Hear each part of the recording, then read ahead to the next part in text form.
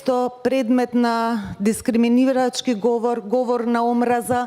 кој што беше присутен во медиумските содржини, и тој често пати резултираше и доведуваше и до насилно однесување кон припадниците на оваа маргинализирана заедница во Република Македонија, и затоа сметам дека треба експлицитно да бидат внесени и сексуалната ориентација и родовиот идентитет во овој член од предложениот закон. Исто така,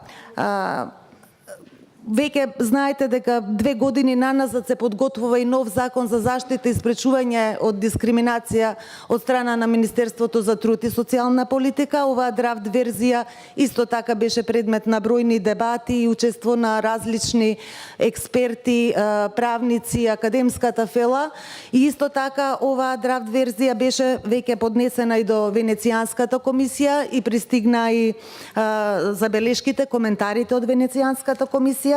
И токму внесувањето на сексуалната ориентација и родовиот идентитет како основи за дискриминација во оваа нова драфт верзија на Законот за заштита и спречување од дискриминација се смета за многу позитивно решение, и затоа мислам дека тоа соодветно треба да се преслика и во овој предлог закон.